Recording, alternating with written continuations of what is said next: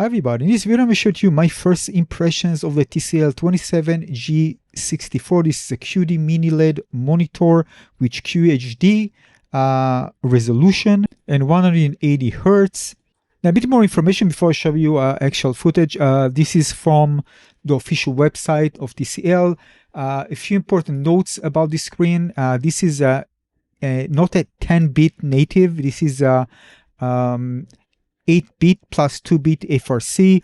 Again, this is a QHD display. Native contrast ratio is 5000 to 1 with a minimum of 4000 to 1. This is the HDR 600 and refresh rate 180, aspect ratio 16:9. Response time is 1 millisecond gray to gray. In terms of connectivity, it supports, and this is very important, it supports HDMI to HDMI 2.1. It also has a headphone jack. There's no USB connectivity here. So basically that's it. It's also using a panel type called Fast-HVA, and it's a flat monitor, 27-inch, model 2025. It also has really nice ability to adjust the screen, the height, the angle, rotate it to the side or vertically. So really nice adjustment options, which I really like. You can see, by the way, the two HDMI and the display port and the headphone output. In terms of stand, it's actually pretty good. This is kind of flat like that and doesn't take a lot of space. And because it's actually flat and doesn't have like arms and doesn't protrude a lot, so you can actually put something on top of it, which is nice. All right, so these are you can actually pause it if you like to read more. All right, so this is the specs and a bit of info about the display itself. So I definitely can see people who want to play on console and higher refresh rate, taking advantage of this 2.1 connectivity. All right, so that's about that. So in the box, you're going to find the power cable, the power brick, the stand here. You can see this is the vertical part, which is going to connect to the plate, to the base plate. And there's also display port cable, but this is again a B connector to a B connector. For example, I needed another one from a regular display port to USB-C, so that's what I actually used. I had it before, so I actually used it. So the one that comes with it wasn't actually good for me and didn't have any adapter. You also have instructions, and connecting the display is pretty simple. This is the one that you connect the vertical stand to. The base is kind of a plug. You can actually rotate it quite easily, and you can lock it in place. At the back, you can see the two HDMI 2.1, display port 1.4, headphone jack, and the port there for the power cable. So the lack of USB also means that there's probably won't be an option to update the firmware or something like that. This is something that I had an issue with my Xiaomi. So if you remember with the Xiaomi, for example, the G Pro 27i, which I really like, but I had an issue with it with the red tint. Or the Xiaomi had like 6.5 more dimming zone, but you can see one of the problems that I noticed, it was annoying, that was because of that, things like, moving cursor, for example, when the dimming zones are active, even in games, it was very noticeable. So this is something that annoys me as hell in games. Again, in shooters, when there's kind of, the cursor in the middle. But overall, it was a very, very good monitor in terms of its performance. Also 180 Hz. But that monitor didn't have HDMI 2.1 from what I've read. All right, so that from the Xiaomi side, again, I had the red tint issue, which is really annoying. There was a way to actually get rid of it by just playing around with the NVIDIA settings, reducing the red. And anyway, it just felt bad that a screen comes like that straight out of the box. All right, let's go back to the TCL. This is kind of the two screens side by side, the 27-inch and my 23-inch. And by the way, regarding the legs, the stands, you can actually see that it's really nice, flat. You can put things on it. So I really like that type of design compared to legs like that, like for the 23-inch LG. All right, to turn it on, there's kind of a button at the bottom. I'm just searching for it. I didn't know. I thought it's something else. Eventually, I realized, yeah, it's a button there. And just, click it and it will turn it on. Sometimes it's a bit confusing. I turn it off by mistake. Keep in mind that anything visual aberration you see here doesn't reflect what I actually see because, again, it was recorded using my mobile phone. So I was just mentioning everything you see here visually, some things are exaggerated because of how the phone is actually recording. So take that into account. Don't judge it only by actually what I tell you. And even that, again, is kind of subjective to some degree. So unlike the Xiaomi, for example, that was Fast IPS, this is Fast Fast-HVA. In general, this means that it has improved response time. For example, this support 1 millisecond gray to gray response time. It is high contrast ratio. Is also again was supposed to again aiming to also gamers. Now it does have 2.1 HDMI ports. The thing is that you don't need 2.1 in order to play. I think, from what I understand, 1440p at 120 hertz from the PlayStation 5, for example. However, from what I've read, and you can correct me if I'm wrong, HDMI 2.1 has includes native support for VRR, while some monitors that support VRR over HDMI 2.1, it's not mandatory for the specifications. Another thing I read that is also support ALLM, that this feature automatically switches your display to its lowest latency game mode in quotation when a gaming signal is detected from a compatible source. This means less input lag and no need to manually change settings every time you switch from watching a movie to playing a game. And also from what I've read, it has support for quick frame transport, QFT, which is designed to reduce display latency by transporting frame faster from the source to screen. This further minimizes input lag, which is critical for competitive gamers. So I don't know how all of that actually impacted by 2.1. So maybe you can add more information about it in the comment section, although I want to say something else regarding the PlayStation 5 compatibility. So when I first connected, it detected, you see, HDMI device supports 1440p output. And it asked me to test it out for further compatibility. So just put everything on automatic there and just run the test. And then I need just to press, if I see the screen, I have several seconds. So when it switches, I can see it now. It gives me several seconds to answer. I say yes. And I do this for each one of the steps to see if I can actually see it. If I see it, I see it. Yes. So it's supported. Then I move to the next one. Right? And now to the VRR 48 to 60 hertz. And the bottom line is you're going to see that it supports all the tasks until VRR 4080 to 120 hertz with HDR. So all of these are supported. This is the last test now we're going to see.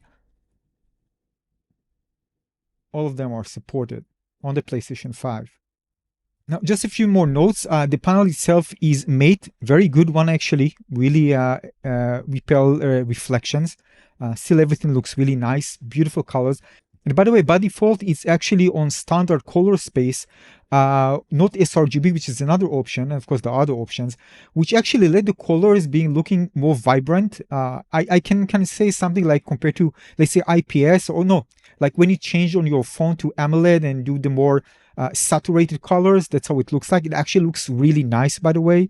So when I play, for example, Battlefield 6, it just looks more beautiful. I just prefer playing like that. Even some of the colors, like, the neon greens just look more neon and everything just pop. I don't know how to say it. And I actually prefer playing it on the standard compared to the sRGB feature. I don't know exactly what it does, but it just looks better to my eyes. More saturated, things more popping, and just look good. All right, now for the black smearing stuff. First, again, this is a browser. It's not synced completely, but this is the fastest response time.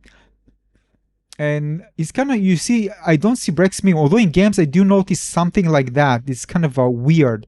So I thought, again, it's supposed to be black smearing, but it's kind of whitish, as you can see. So whatever this one is, whatever they did here, I don't know, it doesn't look like black smearing. So whatever causes it in game to look weird, I don't think it's the black smearing, it's whatever you see here. If we change it to fast, from fastest to fast, all right, you can see it's no longer there. Again, I'm not noticing any smearing in games whatsoever. It just looks perfect. So it's kind of weird. Whatever they did with the fastest, probably to tackle the smearing, it created something, but I don't know what this something is. Definitely in games, certain areas, you can see that there's something going on there that gives kind of a more whitish thing to areas where there's contrast. So probably the reason for that is what you see here. All right, and then we're going to change to normal. But in fast and normal, I don't notice anything. It's just on fastest. Again, in game. In fastest, I notice kind of a smearing, some kind of smearing. And I think also the phone just doesn't reflect it well. I mean, don't see black smearing. Here I can actually see when you're watching it, but when I'm playing a game, I don't notice anything. So yeah, I'm waiting for your opinion about that, for your expert among you. All right, let's change to 60 hertz. Now this is 60 hertz, right? Look at the trailing there, you see? On the IPS, I don't notice it. It actually stutters. Here it kind of creates something. It looks smoother. But there's kind of a trailing. You see this thing? All right? So there's kind of a trailing thing behind. This is again on the TCL. So this is kind of weird. I don't know what's causing it. Maybe you can tell me in the comment section below. I think I'm not going to put it on 60 hertz. So does black smearing exist? Let's try fastest with 60 hertz on the display. You can clearly see in the UI it's going to be black smear on 60 hertz. No worries, it's going to change some things. You're going to see that it won't actually happen in certain settings. All right, so let's change. We're going to change the refresh rate from 60 to 180, which is the highest for the display. And you're going to see that still when I move it, all right, it's less prominent than before, but you can still see some black smearing, right? It's there. So how do we get rid of it? This is on fastest, right? So the refresh rate helped and helped quite a lot, right? But now we're going to change from fastest to fast. All right, so now we are fast. And this is to my eyes, by the way, I can notice it, right? When I see it with my eyes, I can't notice anything. All right, so definitely fast if you don't want to avoid black smearing. Even at the highest refresh rate, this is going to be the best choice. Now the screen is bright. I would say like very, very bright, but it is bright. And definitely, of course, it's important for HDR content. But with 600 nits, I'm not sure about, again, playing it with a room like very, very lit room. I'm playing usually in a dark environment. So for me, again, it's way beyond what I need. Here, by the way, you can see the IPS on the right and the TCL on the IPS, I mean the LG IPS on the 23-inch on the right, and the TCL on the left. In general, I can tell you that in terms of micro details, colors really pop compared to my IPS display. So we shall show you the comparison between the IPS and this screen when it comes to blacks. Overall, again, there's only 180 zones. So of course, it won't be like perfect. The one thing that I found an advantage is that I don't have this annoying thing with the cursor where it's kind of get kind of a hollows around it. And in general, by the way, many things moving on the screen, still I get very dark grays, like you don't get total black, but I don't get these annoying hollows that happen on when there's white or bright areas and certain object moving on a dark background. It can be very annoying. It actually looks like a defect when I do it. So this is something that I really don't like when there are so many zones where it's actually more visible compared to screens that don't have many zones like this one. And this is what I experienced in a bad way with the IPS, I mean the Xiaomi that I showed you earlier, where it actually relied on IPS panel and these zones to actually give you a deep blacks. Yeah. And with the V8 panel, you get a higher contrast and deeper blacks by default because of the panel. So I actually was happy that blue beam wasn't an issue for me because, again, with the Xiaomi, it was really annoying. It wasn't that obvious, of course, in certain games where you see lots of things on the screen, you can't really notice it. And when you're just using your desktop for productivity, for example, you just turn the local dimming off. But here it was basically a non-issue. So the next question was how the blooming was with the screen with lesser zones. So obviously when there's like small elements, they're going to lit up a larger area. This is why you don't see the blooming, right? So although you won't get like very deep blacks here, still you're going to get, let's say, very, very dark grays. How much compared to the IPS? Let's check it out. All right, so this is again on the left, the TCL with full dimming zones. You can see that, of course, it won't be like totally dark because, again, there's only 180 zones. So you're still going to see kind of dark gray, but look at the IPS in comparison. It looks like light gray, for example. So on the right side, now we can see the IPS. All right, and I'm going to move to the VA so you can see the difference between the two. All right, and this is the TCL version. All right, so it's much darker comparison. All right, and this is kind of area that's supposed to be lit. There's kind of white thing there, so it's kind of help lit the area and the light gray. So of course, in other situations, it's going to be less prominent, but just wanted to highlight this one because it helps understand the differences, that both about the zones and the difference between the VA panel and an IPS. Again, this is not the Xiaomi. Yeah? On the right is the LG regular IPS display. Yeah, so it's a big difference, as you can see. So the question is, you ask yourself whether it's enough. Well, for me, it's enough. The reason I'm not buying OLED because I don't want to really just have OLED on the side and wait for a game to play and then just move it on in. I might do it later on. Right now, it's not. I don't have a plan to do it. Maybe later. I don't know. We'll see. If I'm going to use it as a main display for, as my main screen, it's going to burn after I think 6 months, like crazy. So of course, you're going to have lots of benefits when it comes to even darker blacks when you have more zones. But again, it also comes at a price. This is a relatively very cheap display. This is why when you see something like that with white dots, with more zones, you notice that it's going to be much darker in general. But here the white dots actually kind of lit more of the entire screen. They are spread apart, but because there are 180 zones, the entire screen is kind of lit up because of the spread of the dots. But for example, if you watch something like that on the Xiaomi, I want to see lots of blooming, which actually annoys me as hell. So I don't know what to tell you. It depends, right? We really need something that has even more zones, more even than 1K, to be able to not see the blooming that much. I don't need to switch anything. Again, I have good relatively dark blacks, which I'm satisfied with, considerably better than the IPS, which is further optimized with the local zones. But again, it's not like going to do magic to the image experience. But again, it's significantly better than the IPS, as I showed you. Now, nothing better like an example in games. So you can easily see here, this is the fastest one in Battlefield 6 open beta. I definitely notice it, again, because the black screen does exist. It's a thing. And sometimes it's not that noticeable. Sometimes it is. It's not something that I want to have. So definitely, in my opinion, I would prefer playing with the fast rather than the fastest. So again, if people want really fast response rate and don't want to deal with this thing for competitive games, I don't think this is going to be a good monitor for them, especially when precision is a key and headshots and all this stuff. I don't think, again, it might not be a big issue for some, but I really don't think that, again, if you want really fast response rate, I think IPS is going to be the better choice for competitive games. The sacrifice here, I don't think it's worth it. However, for general games, general gaming, and of course single player games, all this stuff, you can go fastest without really big sacrifice. The response time is not really that super important. I think at the end of the day, it boils down to, again, if you want it for competitive games or not, and how really deep the blacks you're going to be satisfied with.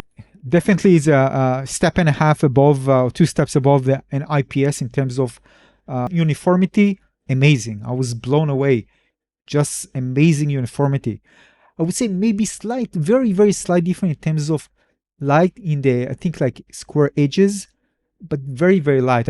I can say that I almost not notice it at all. Maybe it's some kind of I don't know, because I'm looking just too much and the black at the borders just create this effect. I don't know. It just looks very, very uniform. Let's say it like that. So I can't really say anything really bad about it. It just look great in terms of uniformity. No dead pixel either.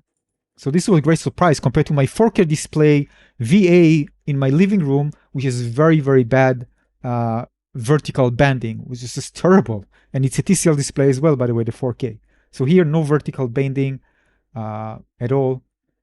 Very good uniformity. Yeah, so again, my first impressions overall, considering also the price, this is a very good screen. The thing that I can add better blacks and less blooming, of course, compared to an IPS is great. This is quite significant difference. I would say also this is kind of notch less compared to the Xiaomi, but again, I think because of the more zones that the Xiaomi has, like 6.4 more zones. I think it's 1156, if I'm not getting it wrong, but here it's only 180 on the TCL. I don't need to, again, worry about trailing blooming with the cursors and small elements on the screen, although it's not really an issue in big games, but sometimes when you have a cursor in the middle of the screen, it's going to be very, very annoying. It kind of breaks the immersion because there's kind of layered separation between the cursor and the other areas on the screen, but not on the TCL. I think because it has less zones. I think if you have more zones, like maybe 2K or more for this type of display, it won't be an issue. There's something like if you go something in the middle, it's annoying. If you go more, you're going to solve this issue. If you have less, you won't notice it that much. So it comes as the code of deep blacks, but again, the Xiaomi uses IPS. This comes with a VA display, so it's by default has a higher, deeper blacks and also higher contrast. And definitely the colors really pop. Beautiful, very detailed display. I really enjoyed it in Battlefield 6 here. It does suffer from black smearing at the fastest response time, so I do recommend using fast if you want to avoid it. And if you use fast, you won't notice smearing. I didn't notice any smearing at all, black smearing, when I actually use it in various games. So it actually was very happy, which I can play on fast. This means that it might not be, of course, a good one for competitive games, but for general gaming, single-player games, I think it's going to be great. It has very, very good ergonomics, really great stand. You can put even things on it. In terms of brightness, again, I think very good in a relatively dim. Of course, dark room is going to be great. But you probably want something more if you have a very, very lit room. The matte finish was actually very good. I really like it, so no reflection issues. According to the site, support both FreeSync and G-SYNC. And it has high 180 refresh rate. It has great compatibility with the PlayStation 5, although I haven't tested it with the Xbox Series X, although I believe that it will also be compatible with it as well, but I haven't tested it because I don't own the Xbox. One thing I would be happy if the button at the bottom, I need to press it longer in order to close or turn it on and off. Sometimes I do it by mistake. I don't think there's an option for firmware update because there's no USB connectivity. And the image quality is very good. Also not great, but good in HDR as well. And I think for the price, it looked like a very good monitor. Just note again, everything based on my experience, and things might change. First impressions, by the way, I'm still going to test things out. If you have something to add, I'm going to post it on my channel. I'm not an expert, just a gamer, sharing my thoughts, so I might get some things wrong, technical aspect of things that I try to explain. If you understand more and you can even analyze things better than I shared here, let us know in the comment section below. Thanks for watching, guys. Cheers.